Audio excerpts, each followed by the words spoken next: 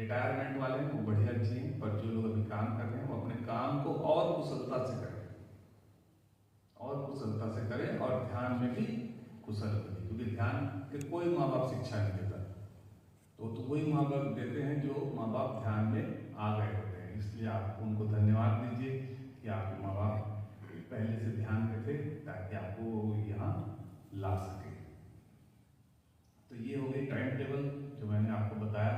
समय का ख्याल रखेंगे, भोजन जितना हो सके कम करिएगा, क्योंकि जितना भरा पेट आपका रहेगा उतना ही ध्यान आपको करने में यहाँ पे कठिनाई जाएगी। बहुत भरा पेट है तो आप यहाँ पे सोएंगे, आप ध्यान नहीं कर सकेंगे, है ना। तो जितना कम हो सके भोजन, अगर आपकी 3 रोटी की खुराक है रोज की तो उसको 2 कर दीजिए। दिन में मैं कह रहा हूँ, रात में आप खाना खा सकते हैं क्योंकि रात को आपको सोना है, तो दिन में जितनी कम भोजन की मात्रा हो उतना कम कर दीजिएगा।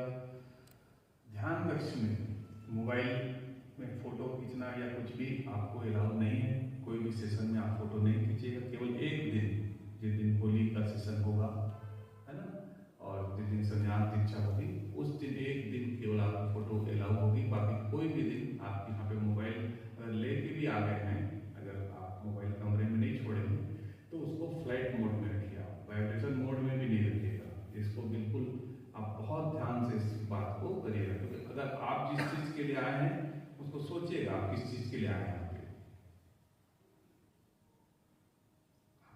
आप किस चीज के लिए आए हैं आप जरूर सोचिए। हर बैठक में सोचिए कि आप यहाँ क्यों आए हैं, क्यों अपना समय निकाला है आपने, क्यों आपने टिकट कटाई है इतनी दूर से, क्यों यहाँ पे पैसा दिया है, फीस दिया है, क्यों यहाँ आए हैं, इसको बार बार सोचिएगा, है ना।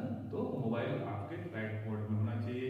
समय से आपको 5 मिनट पूर्व आना है, टाइम टेबल का फॉलो करना है, आपको खाना आपको जितना हो सके उससे कम खाना है, पानी की मात्रा बढ़ाइएगा, जितना हो सके पानी आप पीजिएगा।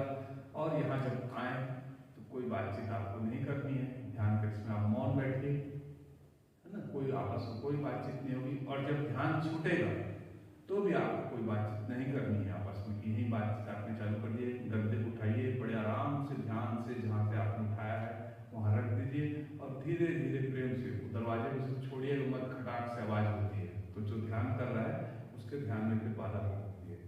जब ध्यान खत्म होगा तो उसके साथ आप बाहर चले जाइएगा, धीरे से आराम से चप्पल पहनिएगा, अब बिना बातचीत करिए अपने कमरे में जाइए, पहले अपने मुंह में पानी का स्पर्श करिए, पानी का स्पर्श करिए, उससे ध्यान छूटता है। गीता के 6वें अध्याय में भगवान श्री कृष्ण कहते हैं कि पानी का स्पर्श जो है ध्यान को तोड़ता है। जब भी आप पानी का स्पर्श करेंगे, नहाएंगे, तो उस समय फिर ध्यान